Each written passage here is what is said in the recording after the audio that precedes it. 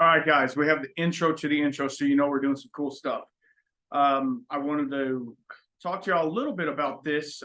This is a new sponsor. Yeah, we got a sponsor for the podcast, and it's none other than Bad Motivator Barrels. Go to badmotivatorbarrels.com. I'm going to set it down. Go to badmotivatorbarrels.com and find you a good barrel. Go to the checkout. You put coupon code SHAMAN5. And I'll give you 5% off that barrel. This is a limited time offer. We're going to run this for a little while and see how it works. These guys have really tight margins, so get it while you can. And also, they have a wait list of people trying to get the barrels.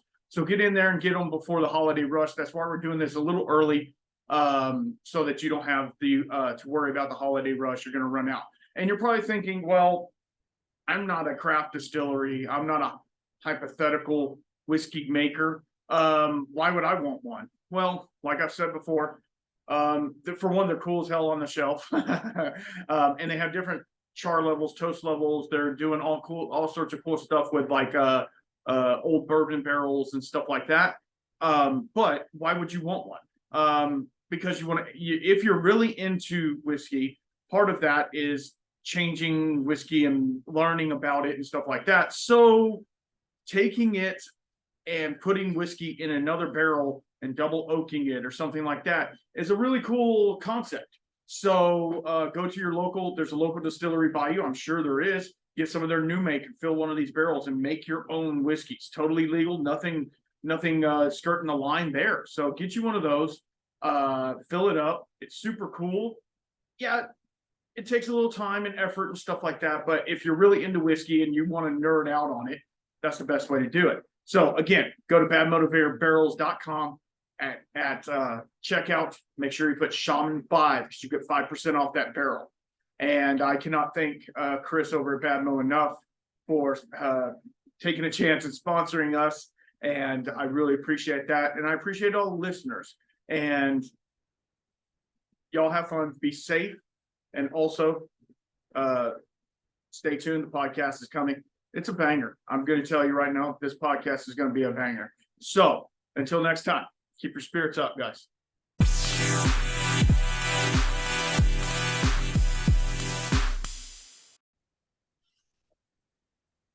All right, guys, welcome back to the show. Today we got a very interesting guest. I'm not going to say he's the greatest guest ever, but he's pretty close to it. Today we're talking with Bearded and Bored, and he's going to talk. Is me. That is him, and we're gonna get into what he's all about and kind of go down his path, and we're gonna try not to incriminate him if we can. So here's Bearded. The most interesting podcast guest in the world. Absolutely. Pretty sure you booked the wrong guy. You know, we take what we can get around here. Well, we scraped the first 15 off our list, and now we're down to the bottom. Hey, call that Bearded guy. Yeah, exactly. No. You know, I've been following you for a while, and if people that are listening don't know who he is, this dude has a YouTube channel, and he's rocking and rolling, doing some cool stuff. You know, it goes all over the place. One day he's putting shutters on his house. The next day he's making a beer. The next thing he's malting corn, you know, so it's pretty interesting. So why don't you go ahead and give us your socials and where people can find you? I rarely ever go to Twitter. I refuse to call it whatever Elon changed it to because that's just dumb. Absolutely. It'll always be Twitter because I'm old. Beard and Bored at Twitter, and I don't do Facebook. I committed Facebook suicide like 15 years ago. I just deleted my account because it was just, family crap. And, I talk to my family on the phone. I don't need to see every goddamn thing that they post. I gotcha. Easiest way to contact me or look me up is on YouTube. Bearded and Bored on YouTube.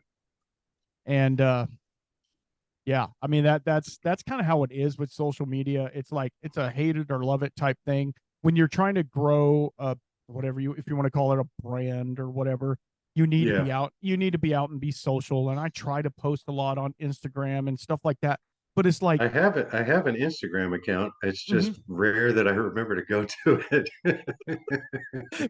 people are commenting to things from like 6 years ago on there. Yeah, Yeah, I mean, no, I look at shit, but the little counter over on the side as far as telling me how many notifications I have, yeah, it just keeps going up, and I'm like, I'll get to it one of yeah, these days. yeah. Yeah, it's like one of my buddies. He does not ever check his emails, and he has like 47,000 emails, and I'm like, Oh my. bro, that gives me so much anxiety. Yeah, I see one little notification that I have one, and I'm like, who is it? Who is just trying to yeah. email me? So yeah, 47,000 just makes my asshole pucker. absolutely, absolutely. And 95% of them are spam bullshit. So it's like, Oh yeah. you know. So what kind of stuff are you into? I mean, Um, well, I like hardcore BDSM okay, and burning myself with candle wax. No, neither of okay. those things. Oh, I mean, we can go You straight said, there if we have to. That's fine. well, if you're gonna ask, Yeah, exactly. I um, maybe I should kind of screen my questions a little more. I'd be like, well, let's just keep it in the category of this hobby. How about that? Exactly. Exactly. We're talking whiskey stuff. We're not talking Oh, oh, what you do in the bedroom or I guess in the no, whiskey dungeon. in the bedroom. I mean, I do that shit in the Yeah. garage. No. Yeah. Um, I started out, I think, it was way back in 2014. I kind of gotten the idea to, no, actually 2012. I think one of my friends gave me his Mr. Beer kit, the ones that came in Hmm. it was like a plastic barrel shaped Hmm. Yep. fermenter, and it was clamshell. It came in half, and you put all your kit in there and ferment it, and it made terrible beer. I'm sure. That was terrible beer, but it got me interested in it, and I think by 2014 I had started brewing my own cider with just stuff I found online, and then I wanted to start making my own beer. Did that for I don't know 6 months, and then it popped into my head. Well, couldn't I couldn't I turn this into whiskey? And so I just started doing research and reading up on it, and then the liquor fairy came floating by one day and said, "Hey, why don't we build a contraption, some metal art sculpture out in the Yeah. garage?" Absolutely. And so I built my first metal art sculpture, and uh, it was garbage, and I threw it away. Oh wow. Okay. And then I built a second one, and then that one sank into the swamp. Yeah. Yeah. That. Wow. Yeah. um, sorry. No. No. It's good. um, I, Monty Python references will That's pop out occasionally. no. And we're all about that here. Um, I think it was the second or third attempt at building metal art sculptures in my garage that finally succeeded, and then I just left. I just walked away. I had all the materials. I had wash there. I had the metal art sculpture, and I just left. And then the liquor fairy came in and turned that into brandy. Wow. And then my wife said, "Get that liquor fairy out of my house." Yeah. Absolutely. You didn't have to leave any money behind. No, No no, no, cookies. no. I mean, I gave him a hand job, but Oh, but yeah. I mean, that's obvious. who doesn't like a handy? Absolutely. Absolutely. Sorry, my day job, I work with all guys, so So, I mean, I would say I do too, but I work by myself. So I work with all guys too, but well, it's just me. technically the same thing. So, you and I had talked um, several years ago Yep. uh, through Jesse. Yes. We were actually gonna meet at one of the Bastards events, Mm-hmm. and I couldn't make it, but I had meant to give you a gift. Okay. This, Oh, I still have it. It's still aging with a teeny tiny sliver okay. of toasted maple. Oh wow. This is the Frankenstein whiskey Okay. that was in one of my videos. It's in the sourdough whiskey, Oh wow. where Yeah. I used a whole mixture of different grains that I had left over from brewing and a big sourdough starter. So this is pandemic whiskey, Oh wow. and it's been aging on maples for that whole time since August 15th of 2020. Oh wow. Yeah, I mean, I'm not gonna drink any, but I'm gonna take a little smell. Please do. It's pretty good. It Yeah. needs some. I think it needs a sliver of oak in there. Yeah. So I think, yeah, I'm gonna throw a little oak in there. Okay. But it's got that is one of my favorite whiskeys because it was so unexpected. I had no idea what was going to happen with it, Right. and especially using a sourdough starter. Um, just the flavors were so much more complex than any whiskey that you can buy on the shelf. Yeah. I mean, literally, there's nothing that compares to it. I have tried plenty of whiskeys and I've tried some experimental whiskeys, but they are limited in what they can do because they can't buy 10,000 pounds of five different weird grains for Right. one spirit, you Right. know, because those different grains, they are specialty grains. And so the more specialized they are, the more time they have to spend in the kiln, the more expensive they're going to be. Mm-hmm. And if that whiskey doesn't work out, then they've just sunk a whole shit ton of money into it. But Yep. as people in the hobby distilling community, hypothetically, we can do whatever the fuck we want. Absolutely. And Absolutely. if you want to throw apples in your whiskey mash and, or if you want to throw in some, I don't know, anything, you know, Absolutely. what's going to happen if I throw okra in here? I don't know. It'd be weird as hell, but why It'd not? be Try weird it. as hell, but yeah, you never know. Yeah. Might taste like shit, might be amazing. Well, and I will tell you that's one of the reasons. I mean, I follow you anyway, but that's one of the reasons that I follow you. You like to do the weird stuff, like I really do.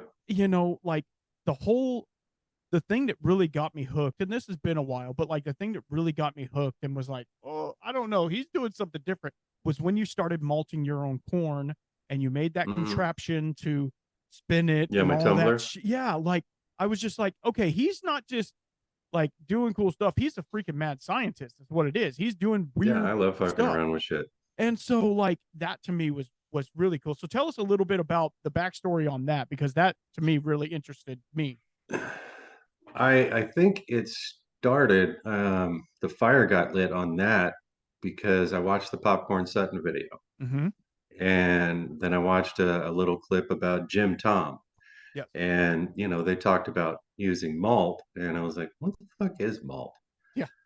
So I just started doing research and digging into it. And I was like, I wonder if I could malt my own corn. And so I just went and got a bag of popcorn from the grocery store and just did enough research that I was able to halfway kind of get into it and Mm-hmm. do a successful batch, and then realized I could do it even better and just kind of progress through it. So by the time the video came out, I had already made like 8 batches, Oh wow. and uh, I that's the thing is I'm and Jesse considers himself to kind of the same way. We're information condensers. Mm-hmm. Everything that I learn about this one topic, I'm going to present it in that video because I want to save you guys time. I don't want you to have to go and dig through all the fucking dead ends and the forum posts where guys are just pissing and moaning at each other about, Yep. a small little bit of minutia about a recipe or something, or just getting into, sometimes they'll get into pissing matches about Mm-hmm. dumb stuff. Absolutely. And I've waded through all that for years and got to the point where I was developing my own recipes for things. And I was like, well, really, really proud of what this turned into. I kind of want to share this. Yeah. And so that's just kind of how, how it turned out. I think the the first and really only viral video I've had was the Applejack video. And that one was just luck. I mean, that was magic. I saw another guy's Applejack video and he did it in 3 parts or 2 parts. Mm-hmm. And I was like, I could do that in a 10-minute video. And so I studied up. I made probably about 6 batches of Applejack. Loved every Okay. single one of them and made sure that I had my process down and I knew what I wanted to talk about. And uh, then, then before I knew it, I had a YouTube channel with a following, and I was. Then I had to tell my wife about it. Yeah, She exactly. was like, Exactly. "You did what now?" I said, "Yeah, I have like 5,000 subscribers." And she was like, "What?" I had 4 videos up, and she Right. was just like, "What are you doing?" And I was like, "Well, look, I'm, just sharing my hobby." Yeah. And that's what's cool about it. Like the unpretentiousness that you have in your videos makes it to where like the normal dude who like it isn't even in the hobby. He doesn't have anything to do with it. They just like to watch cool videos. Like you bring it at that level to where like somebody who knows nothing about what you're talking about can still get enjoyment out of it. Which I think Thanks, for man. me that's really cool because like I'm constantly sending your videos to like people that I know that aren't even into whiskey. Really, they're not into Yeah. anything. They don't care. But I'm like, dude, look what this guy did. Like crazy or not, whatever you want to say, crazy or not, look what this guy did. And I so appreciate that, man. that's really intriguing to me. But yeah, no, I mean, just some of the things that you've done, and I'm not going to gloat on you too much because I don't want you to get a bigger head than you already have.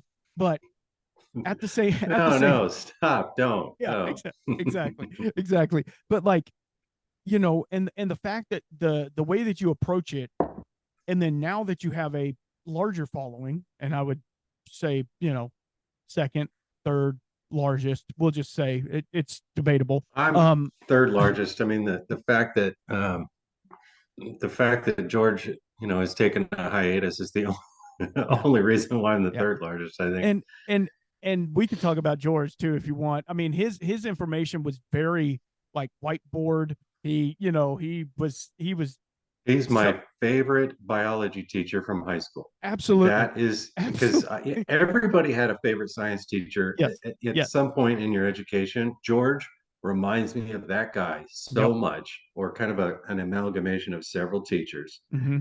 And as far as breaking down really complex stuff into a way that, hey, the guy in the back, you pay attention, Yeah, that's George. And yes, he really just, yeah, yeah, Jesse and I both said this privately to each other. We would not have YouTube channels about distilling if it was not for George.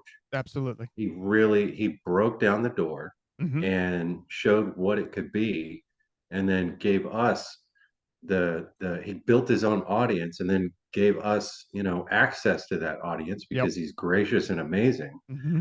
and helped us answer questions and helped us get started. And then we just kind of branched off on our own. Right, And, exactly.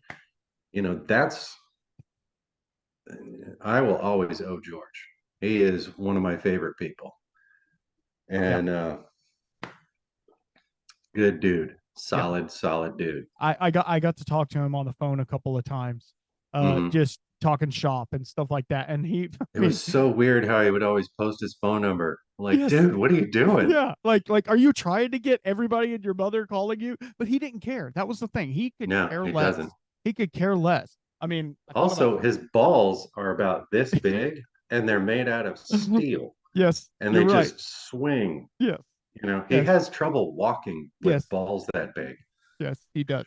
He does. And it's really funny because he could give a shit less. He did what he did. Hmm. Now I would say to me, and since some of the things he said, I was like, I don't know. Like there was a couple of things, but most of the time he was right. He was spot on with everything that he said. Yeah, And and that's the thing is, George always said, this is how I do it. mhm, But, if you find information that's different or better or works better for your system or your personality, it doesn't right, matter. Do what works for you. Mm-hmm. This is a launch pad. And Yep. you know, I know that you know, he was really into the PIDs for a while, Mm-hmm. and a lot of people gave him crap for that because it's, you know, it's not as good of a system when you're, you know, well, it's just not as good of a system. Right. And but it was a launch pad. How many people got into distilling doing it that way? And then they realized, oh, I want to try something different. I want to Right. use a different kind of power controller, Right. and or build a different still. You know, I mean, PIDs have their place. Personally, I think they're good for brewing and Mm-hmm. malt drying. You know, Okay. Okay. but you know, I think if I hypothetically, if I Mm-hmm. were distilling, I would want to watch it. Yeah. You know, watch my flow rate, and that's pretty much it. Yeah. You know, temperature is only meaningful to me in terms of, oh, okay, it's time to pay attention. Right. You know, Right. like once we get to a certain temperature, then it's time to start paying attention. Right. Before that temperature, then you know, I can play video games Yeah. or take a Exactly. nap. Yeah. And so for the listeners who don't know what a PID is, it's a acronym for a precise integral derivative or something like that. So basically, it's a set point that you make on a little keypad, and it turns power on and Yeah, off. it's a little power controller with a digital readout on it. You say, I want I want to bring this my heating element. Sorry, my brain's on 60% right now. Okay. You It's say, I okay. want to turn my heating element off at 165, or I want to float this temperature at 165 degrees. And it'll make sure that it cycles the power through that heating element. Nice. And until it hits that temperature, and then it'll float it right there.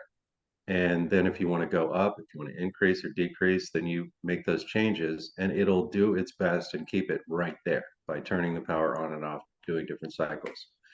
And that's good when you are new to the hobby. When you're brand new to the hobby, you have no idea where the cuts are. You don't even know what they smell like. Mhm. A PID is fantastic because it kind of takes that work out of it for you, but it's not something you should rely on forever, because depending on what you're making, depending on the goddamn weather and the Yes. barometric pressure, stuff's going to come out. Your heads and hearts are going to have a different transition point. Your hearts and tails are going to have a different transition point, and the PID doesn't know that, but Yeah. your senses do. Your eyes, your nose, and your taste buds. So, um, but as far as like if you want to just have a still and run it and not really think about it, just swap your jars and know that roughly my hearts are going to start here Right. and they're going to end over here at this temperature. That's fine. Um, and you know, a lot of people are like that because a lot of people don't want to work on their car. They just want to buy a car that works, Yes. you know. And it's the same kind of thing. If you like tinkering, if you like having a little bit more hands-on experience, then you don't use a PID. If you Right. don't want to tinker, then a PID is just what you need, Yep. you know, You're right. You're or right. one of the several tools. Right.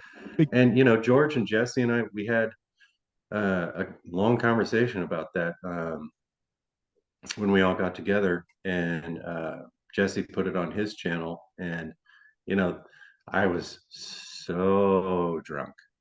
I I know. was so I drunk know. because we were having a good deal of scotch, and That's George never a brought some bad thing. very, That's never a yeah, bad thing.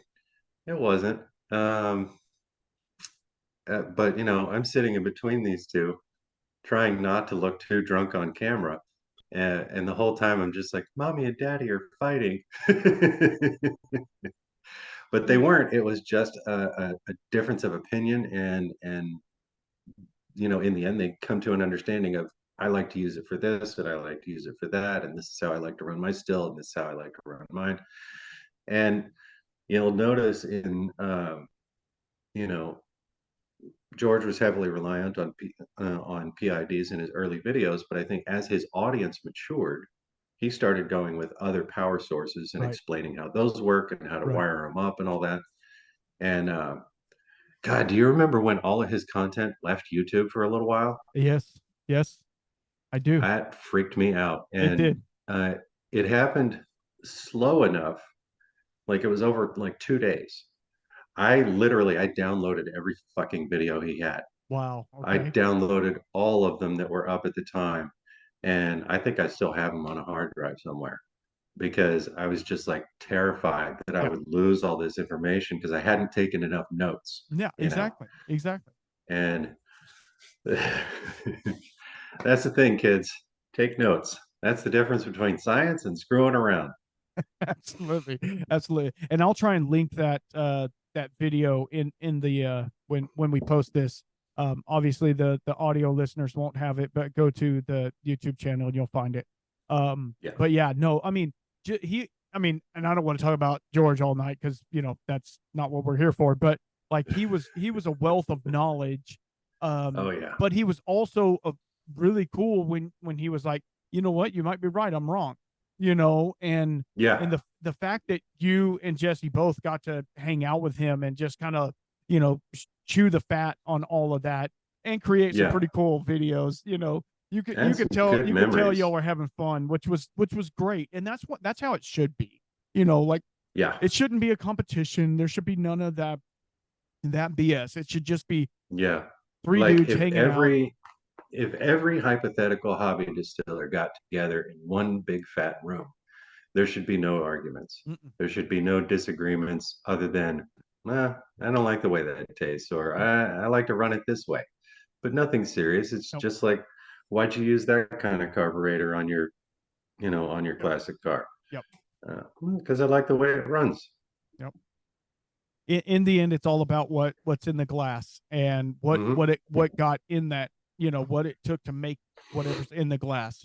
And it could Yeah. be a good vodka, it could be a whiskey, it could be whatever. It's all about the story that's behind it. And that's kind of Yeah. what I'm trying to do with this podcast. I hate to say it like that, but that's kind of what I'm trying to do, is just relay the story behind the spirit, because Yeah. whiskey in itself, you can go get the same bottle off the shelf, the same Jim Beam, whatever. I don't care. The same And bottle every time, and it's going that's to the be beauty fine. of commercial whiskey. That is the absolute beauty of commercial whiskey, is that if you fall in love with something, you will be able to get it, well, unless it's a limited run. Right. But you will more than likely be able to find it or something super close to it Mm-hmm. every day. Yes. However, when you make something that you nickname Frankenstein because it's just patched together shit, Yes. and there's a real likelihood you will never create that again. Nope. Mainly That because there was a sourdough starter, and those are unpredictable. absolutely. All the Absolutely. weird flavors that are going to get contributed are unpredictable, but Mm-hmm. that's also the magic of this hobby. And I just love it. I love fucking around with shit and Mm-hmm. then showing everybody what happened. Mm-hmm. That's Yep. why I have this channel. Is Mm-hmm. look at this weird shit that I just did. Exactly. Like my wife had a sourdough starter for, oh good Lord, 3 years now. And it has gone through some crazy changes. Like Mhm. some days you can see the level of alcohol on the top of it. Oh Like it yeah, is yeah, just yeah. going crazy. And other days it smells like ass. And then some days it smells Hmm. like bread. And you're just like, what the Hmm. hell? But like, Yeah, and she almost lost it. She literally almost yeah, lost it. And then she had some discard that she had been putting in the fridge, and she was able to save it with her discard, which yeah. hallelujah for that. Cause I mean, Make once you some of get the best bread you'll ever eat. oh my God, it like seriously, yeah, I can't even. And the good thing is, it's low gluten. It's all of the things, to where you don't have to worry about it. Of course, flour, you have to find the right flour, but yeah, I Yeah. mean, the flavor on it is just so. And anybody who comes over, they're like, "Can I have some bread?" And she started doing a rye sourdough, and that changed the game Hmm. right there. Once you start going into rye and other grains, Well, that's uh, inspiring right there. I think you abs- just named a topic for a video. That's abs- that's what's going to no, happen. no, I guarantee you, probably the best sourdough I have ever had. And like, I'm not huge All big right. Well, on. I want to talk to you about that off camera. Absolutely. Stick around. There might be bloopers afterwards. Who knows? But I mean, Probably. like the flavors that came off of the rye. Like I'm not a huge rye bread. Like I love rye whiskey and stuff like that. But like a rye bread, it's like it gets almost too like, I hate to say herbal or something like that. Like but Yeah, this one, it's this one hit. there's some flavors that can be a little strange, like almost Yes. a dill. Yes. Sometimes there's almost a dill Yes. flavor to it. And it's like, Yeah. where the hell pickles come from? Yeah. You know. Now if I had But pickles on my sandwich with it, that'd yeah, be yeah, okay. yeah. But like by itself That's with a piece of butter with butter bread, you're like, no, I yeah. don't want I'll that. tell you what, some sourdough rye bread with pickles, fresh onions, spicy mustard, and Braunschweiger liverwurst. Oh no. Oh, Oh no. oh, No. oh, you No. slap your mama. It's so You good. must be German. Oh my God. My My wife is the farthest thing away from German and she okay. likes it. Okay. Well, I mean, you it's know, basically meat peanut butter. yeah, I That's that's kind of what how it freaks me eats. out even more. It freaks me out It's even so more. good. No, So no, good. I can't do it. I can't do it. My wife is very much German, and my father-in-law is 100% German, and he is constantly coming up with like blood sausage and like all Oh of these no, I things, and can't I'm do. like, oh God, oh, no, I can't. I can't. Yeah, I'm all about like I can't do. and head cheese and all of these things, and I'm like, Mm, mm, I've had it, but it's yeah. not So have great. I. I mean, I tried it, but yeah, no, it's great. Yeah, Yeah, I can't. I can't do it. Blutwurst is Yeah. not my jam. No, no, it's not. It's not. So I don't know how we got on sausage, but you know, that's never a dull moment Because with it's a that. sausage party. Yeah, exactly. Exactly.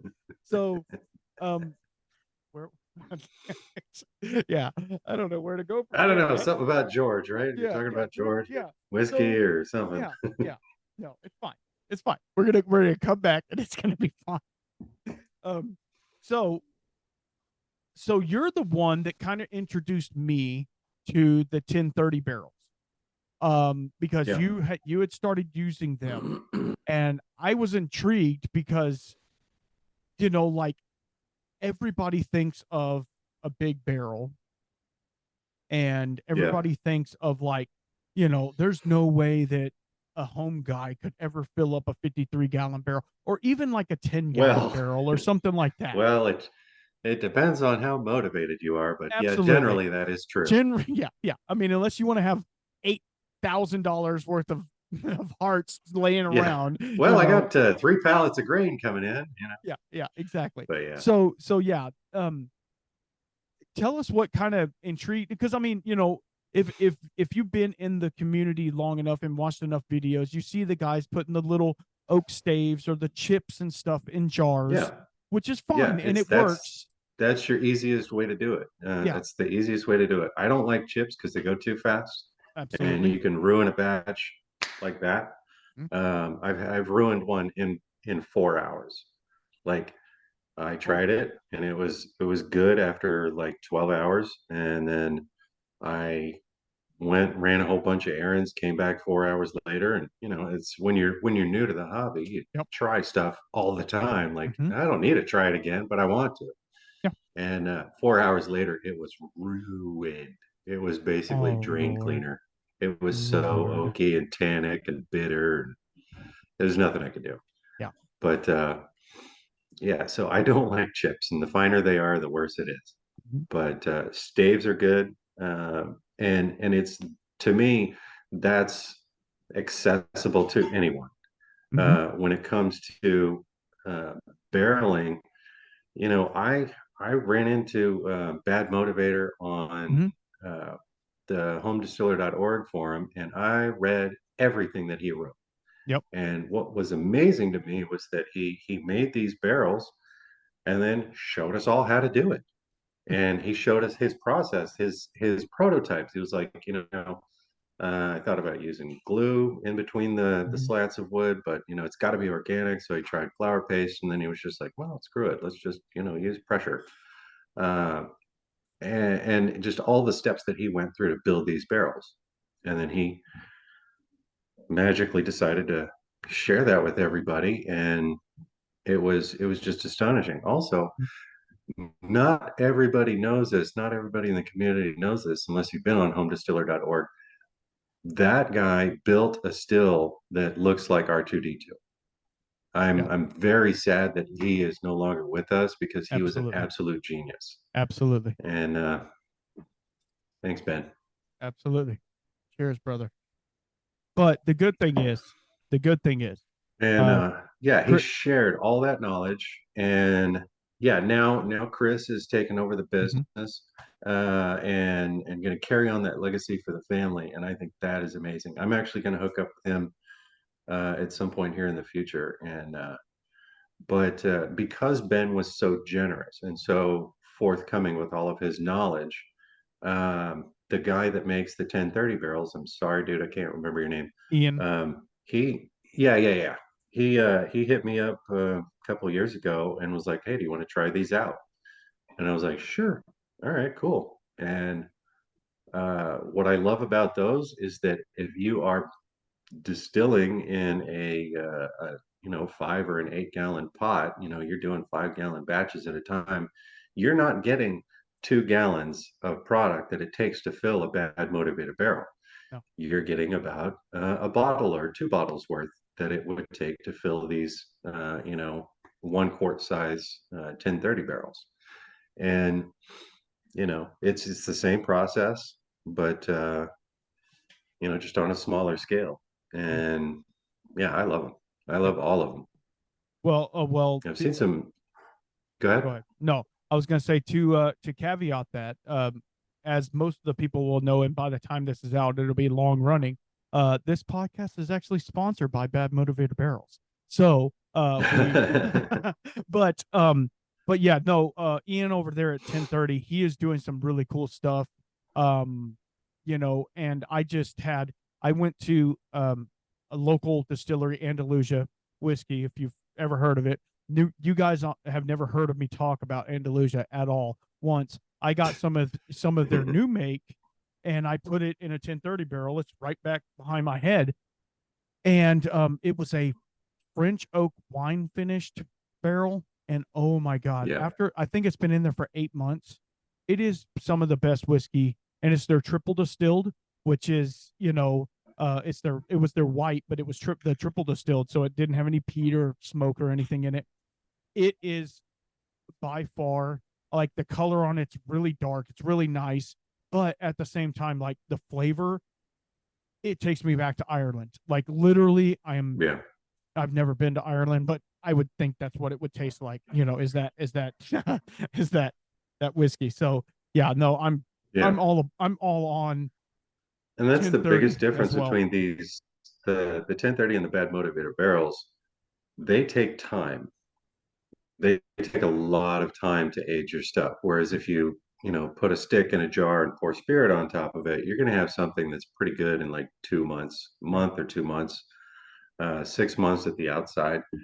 But with a 1030 or bad motivator, they age at the same speed as a giant 53-gallon barrel.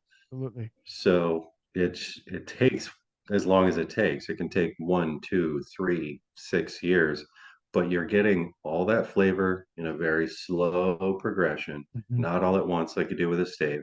Hmm. And you're getting that oxygen transfer, so it's Yes. mellowing the spirit, and you're getting esterification, all kinds of Yep. weird magical chemistry shit that's Hmm. happening in there. And I love that we now have that option, and we have several options. Absolutely. So I it's I good stuff. I love it.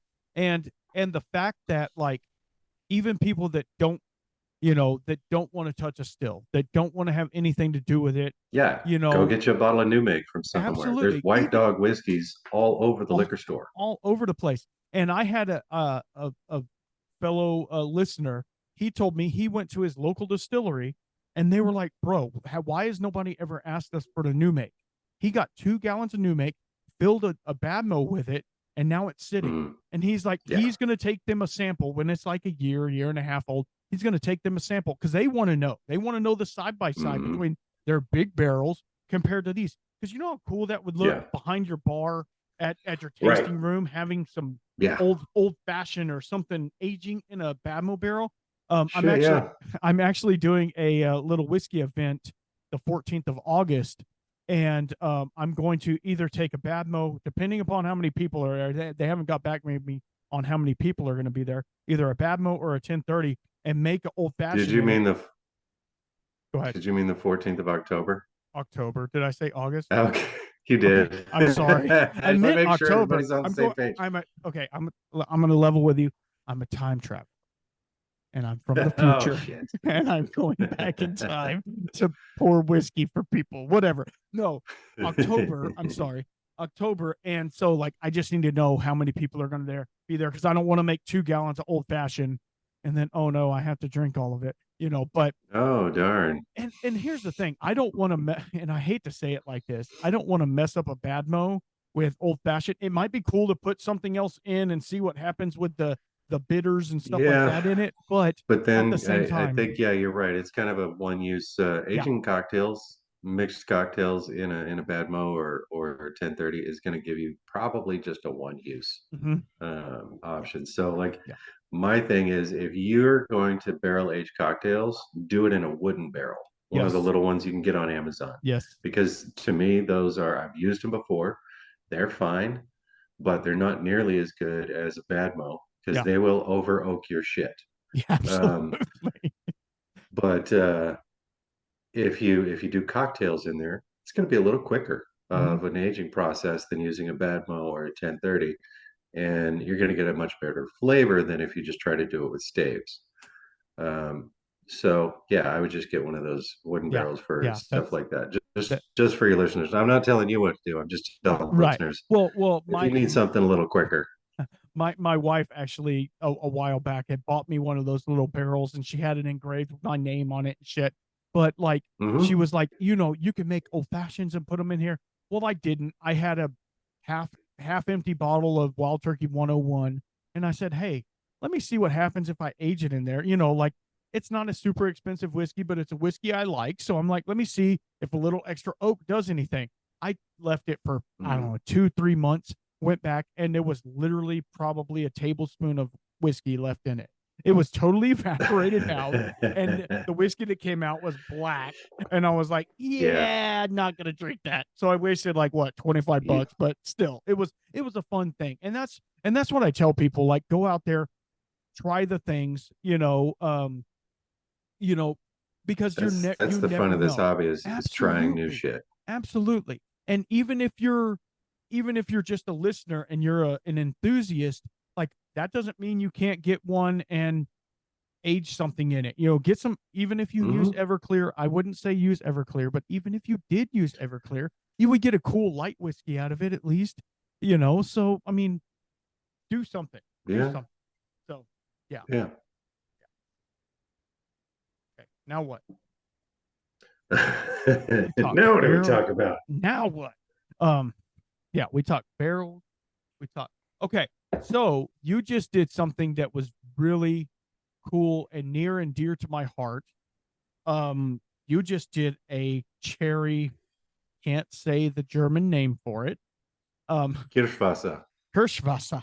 Yeah, you Yeah. just did that because I live in a German community, and I've been Hmm. wanting to recreate a wine, a brandy, or something like that Hmm. to kind of commemorate that, because in my community the older Germans are unfortunately passing away, and Oh yeah. they are not leaving behind their recipes for old homemade wine and old this, and I'm Yeah. like, I'm literally talking to everybody when I go do my dreaded day job. I'm literally talking to all the old German people I know. I'm like, do you have any recipes? Hmm. Do you have anything Yeah. that I can get? And so this recipe that you did is actually really cool because it's very similar to something that I wanted to do. So tell us a little bit about the story behind that, and kind of the weird thing that happened when you made it.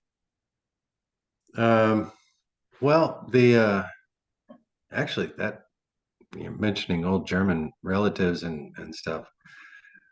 My father told me about a relative who used to make blackberry wine, and he said it was very strong and very sweet.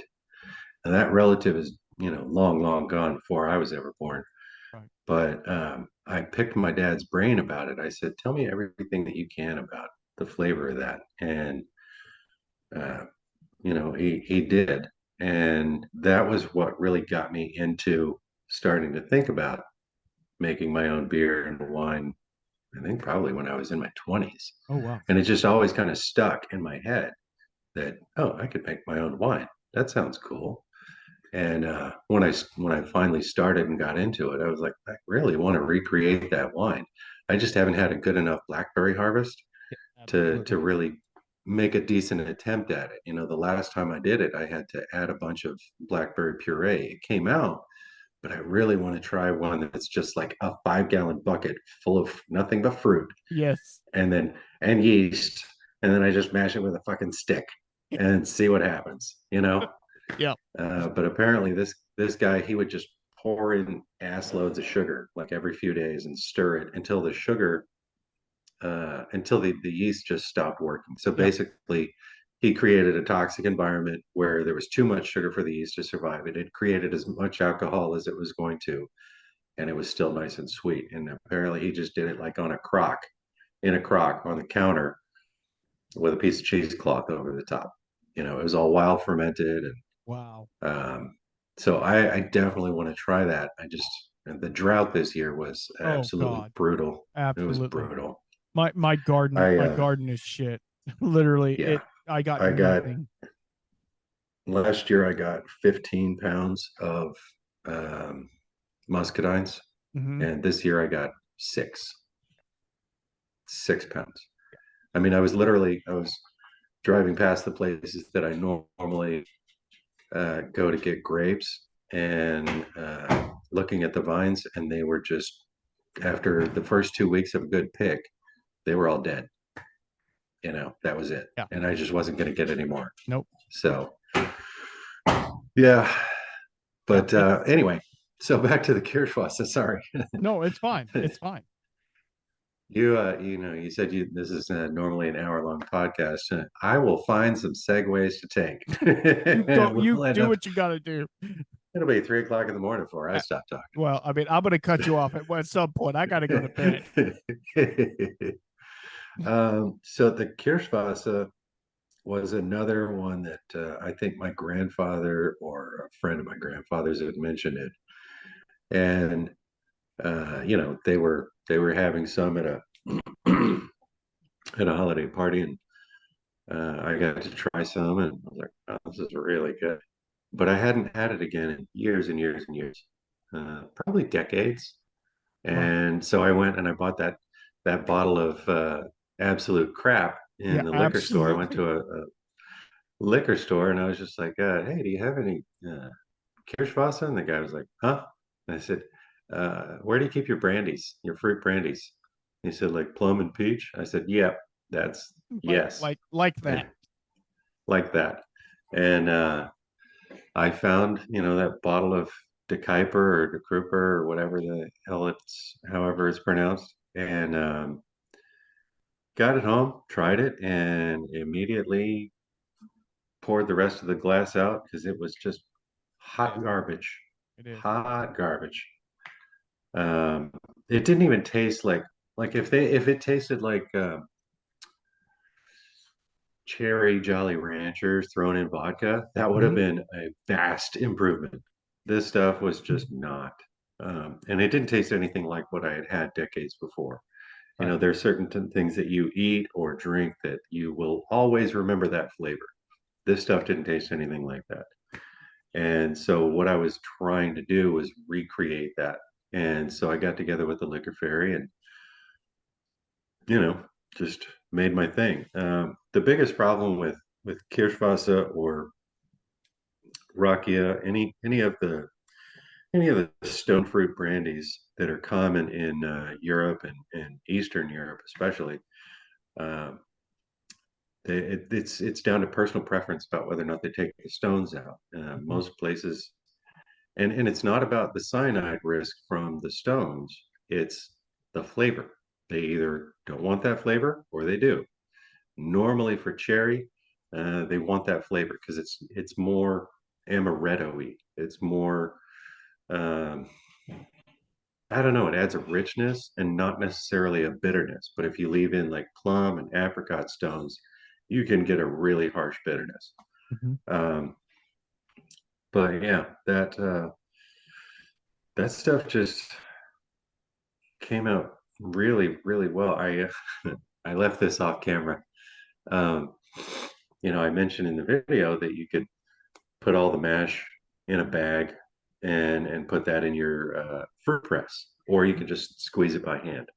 And off camera, I went ahead and I decided to use my fruit press and popped a hole in it. Oh God. Because one of the stones kind of like flipped up, the bag just kind of puckered up above the press plate, and it held there with a little stone in it, and then it just acted like a hernia. Yeah. Yep. And so as I'm spinning this thing, I'm like, that's gonna pop, that's gonna pop, that's gonna pop. Sure enough, it did. And because I was just sawing the bag open by spinning that thing down. Absolutely. Yeah. And as soon as it popped, it's just like Yeah. just it's just shitting mash Yeah. all out into the driveway. And honestly, it wasn't even worth the effort because I got maybe an extra quart Oh shit. to send out. Yeah, it was Yeah. just like, okay, I could have just let Not this worth sit it. in a strainer. Yeah, Yeah. not worth it. But Well. yeah, that one was actually that was a trickier ferment. I could not figure out what was going on with it. I only got it down to 1.008, and it started at 1.072. So I still had a decent amount of sugar left in there. Right. And I tried everything. I mean, I've been through my unfair share of stalled ferments. Mm-hmm. And this, I tried raising the temperature, I tried Mm-hmm. lowering the temperature, and uh, I added nutrients. I added a different kind of nutrients. I made sure that my pH was, nice and stable. It didn't really matter. I think I added three different kinds of yeast by the time I was done. Oh And, God. you know, I was just trying to get it all the way down to dryness, but I know better than to bother with that. One of the Yeah. things I've said before is don't be greedy. Just Yep. run what you got. Unless Yep. it's like ridiculous, like Yeah. a 1.7 and it only fermented down to 1.03 or something. Yeah. Yeah. Keep trying to try again, Yeah. or there's something wrong. Yeah. But like the melon shine that I did Mm-hmm. was the same way, except way worse. That one I figured out it was the pulp. You can't put melon pulp in a ferment. It's got to only be the juice. Something in the pulp kills yeast. Yep. But yeah, the cherry was just more stubborn, but it turned out a really good product. The Liquor Fairy ran about a quart of wash in the thumper and the rest in the boiler, and nice and low and slow. But Mm-hmm. it's good enough that through a single run. But it was it was a small volume, and I think that I mentioned that in the video, but it really is kind of a problem Yeah. when you're doing a small volume on a still that's not made small. Like I did that mini still. The Mm-hmm. mini still handles a gallon at a time, and uh, if you put it in a still that's for 5, 6, or 8 gallons, it's just there's too much area inside there, and things are going to start to get a little muddled, Mm-hmm. and you're not going to get as clean of separation on your cuts. And hypothetically speaking, of course. Absolutely. Absolutely. No, there's a local distillery here in town, and he practices in an Austrian, not Australian, an Austrian style eau de vie. And when he uh, does, like, our town is big on peaches and stuff like that. That'll yeah, kind of yeah, give yeah. that'll kind of give it away. I'm sorry, but it like what he does, he'll take the peach crop and he will take half of his stones, throw them away, and then he ferments and mashes on the other half of the stones. and I've actually helped Yeah, him. so he's figured out there's a recipe there. Exactly. And And I think that's I'm he's sorry, go ahead. he's a mastermind at his particular eau de vie that he's trying to make, because eau de vie being a white spirit, unaged, It's got to be amazing. it has to be great. And the Yeah. past two that he's made have been pretty good. The issue is, and I know, I mean, this is not dogging him. Do what you got to do to get it. And I understand yields are bad. He wasn't even able to make the peach this year because peaches didn't make. He made a pear, but not the peach. Anyway, the past 2 years, a 375 was like $120. So like, yeah, Wow. I mean, but he didn't have a very high yield on it as well, like you're saying. So Yeah.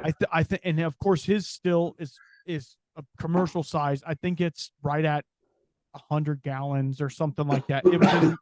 It was in liters, but I don't know what that is. But anyway, Yeah, I mean that's the thing, is either your price at the commercial level. When you start making brandies, it takes an incredible amount of fruit to make one bottle, absolutely, an incredible amount, like 50 absolutely, pounds. And it's so good though. It's so absolutely. delicious. I mean, I I spend so much money when I make brandies. Hypothetically, yes. Hypothetically. I was talking to and by the time this comes out, the episode will be out a long time. I was talking to Robert Licorice from Iron Root, and he was saying when they make brandy, they are going through tons, tons. I'll say it again, tons of fruit, Yeah. of grapes, of grape wine or whatever. Yeah. And luckily they're getting some of it from like wineries around the area. Hidden Hanger is one that they pull from a lot. So it's like some of their stuff that maybe kind of went a little like, it might be a little oxidized or something like that, which if you distill that, it's not going to come over. So it's fine. No. But at the same time, like he's like, you would not believe we tried to make a fresh brandy and it was so much fruit. And we're like, no, we're not going to do that no more. We're going to do just juice. Yeah, because when you get it all pressed and you look at what you have, first the amount of material you brought in, then the work that it took to process it all. Yep. And then you look at what you have, it's just like, oh my God, was this even worth it? And then you taste it and you're like, yeah, it was. Okay, yeah, it's It was. It's, it's unbelievable how much of a difference there is in your return on your investment between whiskey or any grain spirit versus any brandy. It's just, you're right. I mean, here's your brandy investment at the top of the screen. Here's your whiskey investment, and then here's your return. Yeah, Just like exactly, that.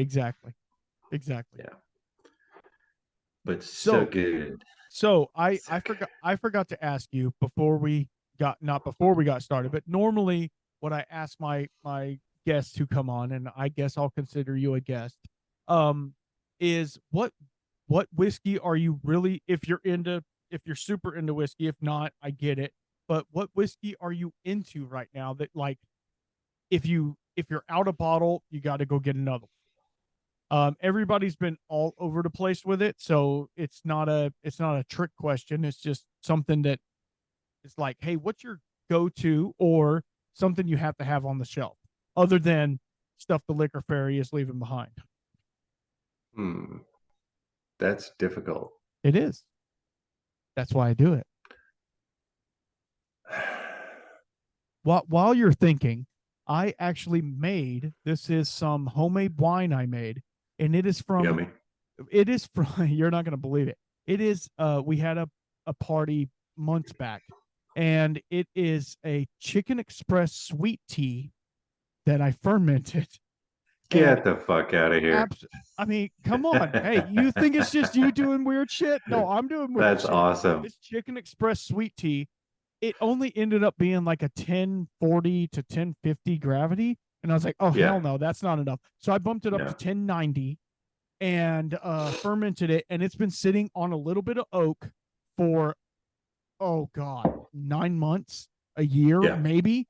And so I'm having so if everybody's seeing me pour out of this bottle, it's not whiskey. I think it ended up being like 11%. So it's a pretty Yeah. decent wine. Yeah, And that's a good wine. That's a good stout wine. it literally tastes like Mike's Hard or Twisted Tea, I guess you could say. Yeah. It's pretty good. That is pretty fucking awesome. Yeah, I can with what I can honestly, do. You know what I mean? for me, I'm gonna have to the easy answer. I can't give you a specific. That's I fine. can give you an easy answer. Do it. Anything from Iron Root. Mm-hmm. Anything from Iron Root. I mean, that's a cop out That's since I was just talking and about them, but well, that's and that's just kind of where I'm at right now. absolutely. I mean, I had a Balcones phase. I had an Andalusia phase. I have had a yellow rose phase. Oh yeah, Um, coming soon. but yeah, I've kind of been all over the map, and it's like I'm gonna have to work my way through this. But honestly, I don't drink enough. I mean, that is kind of a bad thing. I don't drink enough. Absolutely. I'm working on it. Absolutely. So, you know, so it takes me a long time to get through stuff. I have to, go find some friends or how do you make friends? Well, I mean, it starts out like this. I think we're doing pretty Right. good. So No, but far. so far, I think the date's going well. No, I mean, If you let me braid your beard, then we can stay friends let's do forever. it. No, it's really hard, and I'm gonna say this not as a like one of these Andrew Tate dude bros, but it's really super hard Fuck Andrew for Tate. absolutely, absolutely. It is super hard for guys, especially, to like make friends. Like because your Yeah. wife is always like, "Hey, I'm gonna hang out with my girlfriends, and they have a husband. You might like him. He likes football." And you're like, Right. "Yeah, but I don't give a shit." So Right. I'm just gonna What if he's an asshole? Maybe he's that kid in class who would always eat glue. I yes, don't know. yes. I mean, maybe he It's does hard. it for her, but he's not gonna do Yeah, he's not gonna, yeah. It's Yeah. super hard. And the older you get, the harder it gets. Oh I yeah. promise. It It it really is. literally like, and I hate hanging out with like contractors I work for and stuff like that because then you're like, so how's work going? Oh, we were at the same job. Yeah, it's Hey, you fine. mean It's the fine. shit I was doing right over there? Yeah, like that. I mean, Okay, no. you can Yeah, look at it. Yeah. yeah. So Yeah. it's hard. It really is. But I mean, I don't know why we're talking about friends now, but okay. So to wrap this up, and I'm gonna bring it back around. Um, I'm gonna ask you a YouTubey question because as a new YouTube guy, I'm getting a little jump and I'm getting some people listening and following and stuff like that, and it's great. And I love all my followers, and they're good people. And I want the true ones. I don't want all the bots and the bullshit that comes along with that. And don't worry, YouTube will do you a favor and filter that shit out every year, Oh, okay. and your subscriber count will go. "Whoa." Okay. It'll just you'll like lose 5,000 subscribers, and Oh God. then it'll I start mean, to come back. I guess I have to get to Not 5,000 not that first. many. Right. Yeah, I mean Yeah. it's not that many, but like you'll occasionally, like every 6 months or so, maybe 8 months or so, you'll lose like 100 subscribers, and you're like, where'd they all go? Shit. And That it's sucks. bots. Yeah. Yeah, And but so it comes back because YouTube actually filters through that, and they say these are suspect. We're going to take them out, and then they right. look through them and they say, oh, okay, these are okay, and so they put some of them back. At Okay. least in my experience. Right. So I kind of want to know a little, and if you can get into this, and I don't want you to go too deep into it, but like a little bit of the behind the scenes, like, uh,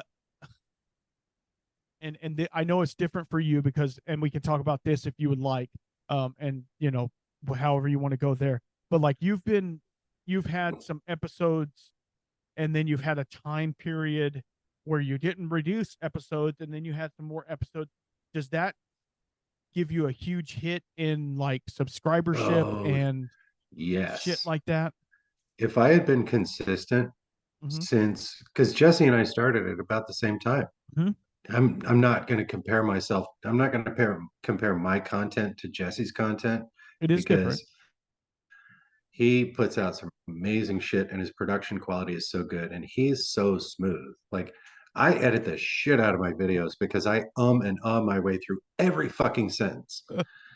And he doesn't have to because that's not the way he talks. It's just the Absolutely. way my brain makes words come out. Mhm. So I cut that shit out because otherwise my viewers are like, skip, skip, skip, skip, skip, get to the point, And when shit happens with life, either clinical depression or some shit that happens with family emergencies, stuff like that. Mhm. You take breaks and then the channel goes and it sits. And then when you start doing videos again, it's like, eh, Oh, you got to rebuild that shit. yeah. And so that's what I'm trying to do right now. This is like the second or third time some shit's happened and I had to, come back and rebuild the channel. I was in the process of doing that in March, and then my wife got really fucking sick just out of nowhere. Yep. And so I took a couple months off. And like I didn't even I didn't even watch YouTube videos because I couldn't. I didn't have Right. time. Right. And when you have extra stuff to do, this is it's my passion to do this. This is what I love teaching, and I love showing the weird shit that I get into. Yeah. But it's got to take a back burner when shit hits the fan. Mm. You know. Absolutely. Absolutely. And I will say this, and being someone who knows a little bit about the back end of it, being a Yeah. Patreon supporter of yours, and I appreciate all the extra content you're trying to do for that. But also the core members are going to be there no matter what, and you need to understand that. And I know, like, it sucks when you see a dip, and then, like, you're talking about sponsorships and stuff like that, and I understand that, but at the same Yeah. time, none of that shit matters if your house ain't right. If your house ain't right, Right. that's the Yeah. main thing you have to worry about, because in the end, YouTube is a platform, and yes, it could create monetary gain, and that's great and that's cool, but at the end of the day, it's not worth your life or anybody else's life, or putting that on the Yeah. back burner. You always have to think about other things first. And that's one of the cool things about you, is you're like, hey man, I got to do what I got to do. Yeah. It's instead of trying to stress through it, I make it used work. to. I think the first time it happened, I tried to work through things, and I started wearing myself really thin, and I just felt so guilty that I wasn't putting out content. And honestly, things in life were easier at the time, so I wish I had kind of figured my shit out and pushed through it and kept with it, because chances are I would be in a better position to not have an outside day job, or at least not have an outside day job that cooks me like a I know, frog in a pot. brother. I feel you, brother. It's this Yeah. heat is killing me. Killing Oh me. man, it was so bad this year. Yeah, absolutely, absolutely. But that's the cool thing about what Kept you're hoping I doing. was going to sweat off some of my weight. Really didn't Absolutely. happen. No, it I didn't, was like, which is why? weird. Why am I not skinnier? Yeah, like, what the hell's going on here? Is it like Yeah. the air is making me fat but yet skinny at the same time? What the hell? The heat is like putting My Twinkies in my skin looks belly. amazing, but Yeah. Yeah. Anyway, no, it's really cool that you can take a step back and be like, this isn't, and I hate to say that YouTube and all that bullshit is like a fantasy world, but it kind of is. Like, you think about it, if oh you yeah, lived in that world all the time, and I've talked to Jesse at length about this, if you live in that world all the time, you live that fantasy. You know what I mean? Look at yeah. Mr. Beast. I mean, good Lord, he lives his fantasy at this point. Well, But he's a billionaire and he can afford to live in a giant toy store. absolutely, You know. absolutely. Putting foot. Also, it's easy for a guy like him to say, "I don't care about money." Absolutely. When you don't have to worry Like about money. he's straight up said, "Oh, I don't care about all this money. I'll give it away tomorrow. I don't care." Okay. Okay. Yeah. It's easy to say when you're a fucking billionaire, but Absolutely. When you have everything paid for and you don't have to worry about anything, yeah, you can give away a ever couple $100 again, million. Like, ever again, like I mean, literally, he could stop doing it and be fine for the rest of 10 lifetimes. absolutely, You know, absolutely. And I don't hate him for it, but at the same time, I don't you know, either. He you figured know, out a niche and he has, pounded the shit out of it. absolutely. And I've watched a couple of his videos, just like seeing what the hell is he So doing. have Like, I, just a couple, because yeah, you hear his name over and over. absolutely, But absolutely. I'm And I'm like, like, yeah, this this content is not for me. it is This is for garbage. younger kids, This and is yeah, garbage. Yeah. I mean, So, if I was 12 or 15, I would mhm, think, wow, this is amazing. yeah. I No, want to it's go and jump in a giant pool of elephant toothpaste too, yeah, or exactly. Yeah, whatever. yeah, whatever. But anyway, so it's cool that you can take a step back from that and kind of like put your priorities where they need to be. And I'm hoping that now that you're back in releasing videos, Lord willing, continuously now, that the growth will continue to follow. So Yeah, what is the how do you see the and I know this is the trick question and it's the last one. What do you see the future of the Bearded and Board channel?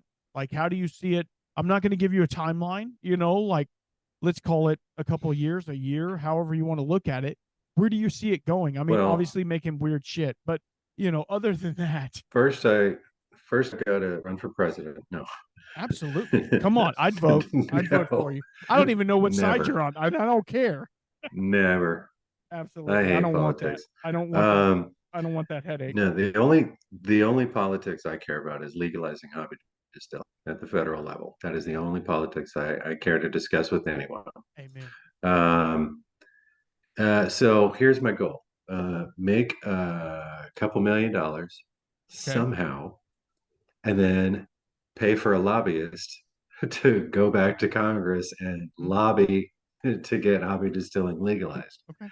Because when I started getting in this hobby in 2015, uh, that was happening. It The was. owner of Brewhouse America, Rick something. Yeah. I know who you're talking about. Um, it's been a while since I've been in the scene, but he spent $60,000 of his own money to Mhm. pay a lobbyist to go to Congress and get legislation drafted, and we got that close. But it was, basically the whatever. Anyway, it didn't happen, and It so didn't. like dream scenario, yeah, I make enough money to do that. Um, reality scenario, keep making weird ass videos and eventually be able to afford a new camera and a lavalier mic and maybe a light so that I don't have to turn on every light in my kitchen. Absolutely. I know exactly You how you know, feel, brother. I get that and just being able to afford the ingredients that I want to get and fuck around with, because there's so much cool stuff that um, the further away it is, the more expensive it absolutely. is. Absolutely. And you've always been an innovator of doing weird shit with weird ingredients. So like it's Yeah, always been an expensive hobby for you to begin with from the start because you wanted to I make, have you wanted to make the so weird many shit. ideas. Yeah, I exactly. have, So the reason why I want to do it is not to like, spit in the face of, oh, well, the liquor industry doesn't know what they're doing. No, because I haven't found that anyone else has done it before. So I yeah, want to try it. I want to see what it tastes like. How do you make it? That's why I made Baiju. I thought, shit, that is fucking weird. We don't do anything like that with whiskey over here. yeah, Solid absolutely. state fermentation? Are you fucking kidding me? Yep. How does that even work? And the more I dug into it, the more I was fascinated by it. I mean, I was hoping that a Chinese still manufacturer would contact me and send me a still to play with, because the heavenly pot still that they use is made out of fucking bamboo. Yes. That's Yes. Yes. crazy, you know? Yeah. And I'd love to play with one of those, but I mean, that's just that's the kind of stuff that really gets me going, gets me excited about saying, look what weird shit I found out. I got to show you guys this. Yep. That's the amazing part about having this YouTube channel, is that I can bring weird shit to more people than I ever would have expected, Mhm. that find it fascinating too. I Absolutely. love that. Absolutely. And that's So one of as the long as I can things. keep doing that, that's my future. Yeah, exactly. And that's one of the things why I wanted to have you on, because I know you're doing cool shit and I know you need more. Here's the thing. My millions and millions of followers, they're going to follow you and they're going to be like, "Yes, Joe Rogan Jr. told me to follow you." No, no, literally, like, if you guys are into any of this shit that we're talking about, like, Bearded does some shit that, like, I can't even tell you. Like, there's some things on there where I'm like, I don't even know if you should be doing that. That might be, I mean, Yeah, oh yeah, and that, that's part of the fun, is yeah, when you tell me that something won't work, I'm gonna try it. And I will absolutely. probably make a video of it, letting you know that this was dumb. Don't do it. It tasted horrible. However, if you want to try it, maybe go this Yeah. direction, and you might get something usable. I mean, with the tequila thing, I mean, honestly, my second tequila video, I mean, I don't even know if I should say this. Well, Say I'm it. never going to have enough money to start a distillery. There's a part of me that wants to pull that video down because Why? I think I found something. Okay. I think I found something. I Okay. think I found the magic. Okay. You can't you can't cheaply get the piñas No, to make tequila you here in can't. Texas. It You is can't. not something that's easy to do.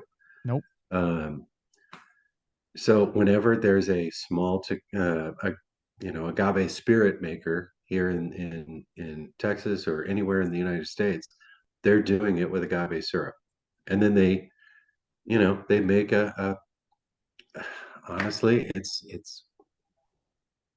it's not good. I mean, there's nothing wrong. It doesn't taste bad when you make an agave spirit. It's just Mhm. boring. There's Mhm. not that much to it. Yep. There's a little bit of a sugary character. There's a little bit of an agave character. It's all so muted. Hmm. But by taking those leaves that I found, uh, the actual uh, maguey agave cactus leaves, and roasting them and adding them to the mash, that it's tequila. I don't know how else to say it. It's tequila. Yep. Whereas what I made before was a spirit that was, sorry, what I made hypothetically before was a Hypothetically. spirit that had an agave note.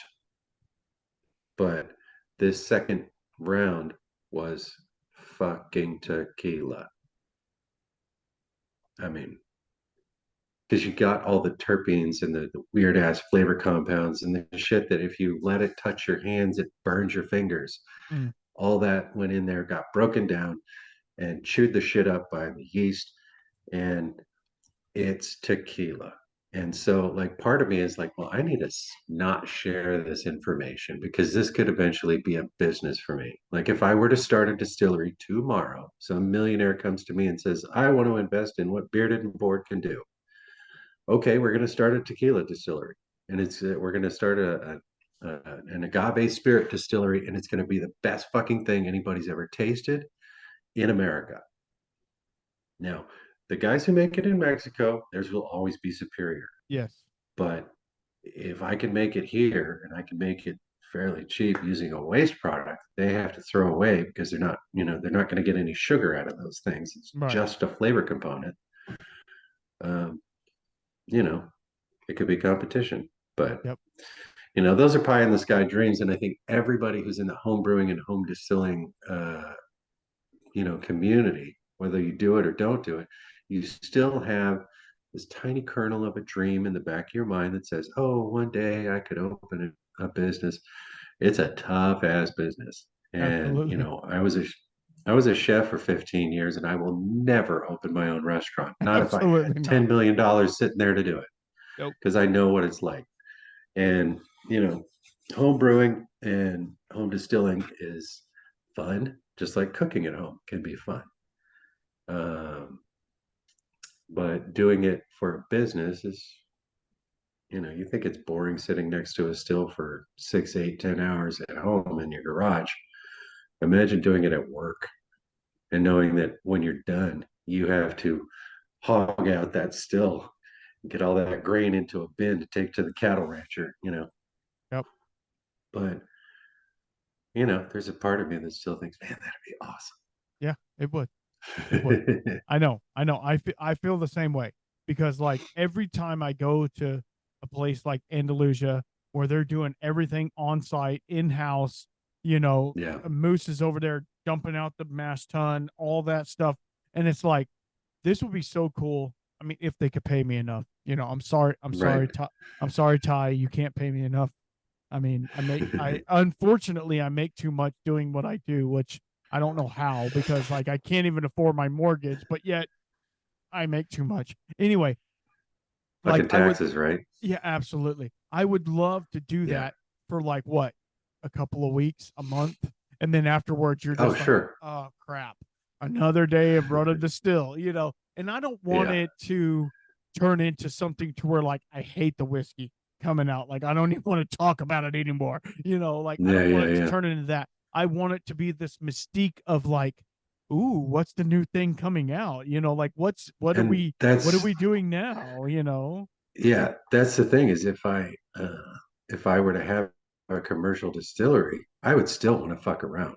Mm-hmm. So like I probably wouldn't sell anything because, oh, he's tequila this week, or I did something weird ass shit with pecans or something.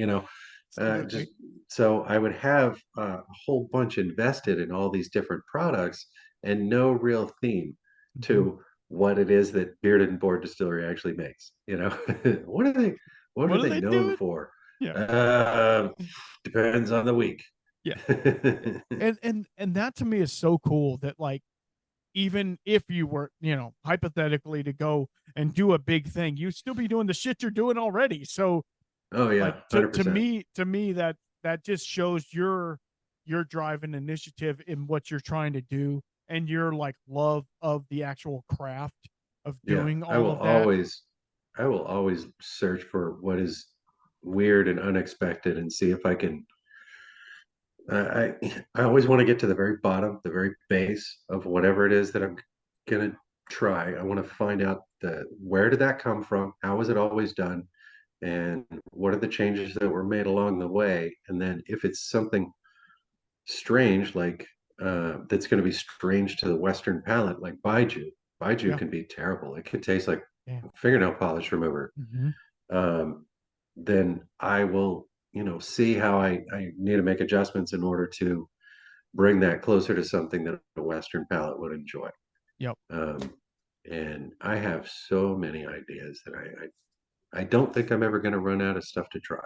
So And that to me yeah, gives me a lot of hope for your channel, especially because like I can't wait to see me too. what kind of crazy shit you're gonna get into. So on that, any last words before we get off? Uh, I don't know. Watch my videos, share them with your friends. Awesome. Awesome. I So, could definitely use. I want to hit 100,000 subscribers someday, and at the current math, it's probably going to be like 3 more years. oh well. Well, no, so guys, here's your mission statement of the night. Ready? Go subscribe to Bearded and Board.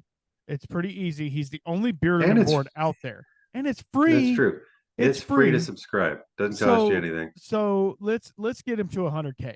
Let's do it. So's the like button. And yeah, the like button is free. So let's do it. And I guarantee you go there, even if you're not into the home doing stuff, whatever, like you're gonna find some cool shit in there. I promise. So please go and do Yeah. that.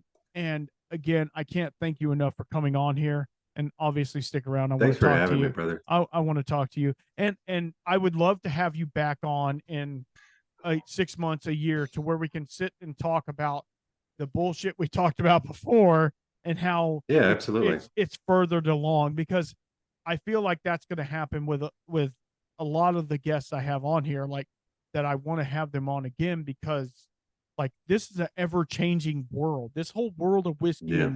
and liquor making and all of this stuff, it's ever changing. And I want it to continue to change with the times. And I think, I think what everybody's doing, I mean, y'all are doing some weird shit out there, guys. Like this is crazy, but I love it.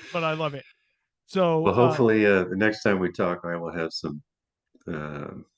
I'll have some even weirder shit to talk about. absolutely. Well, it's been fairly weird enough, so we're gonna leave it at that. And I really appreciate everybody for listening and watching if you're watching at home. And as always, keep your spirits up. Thank y'all.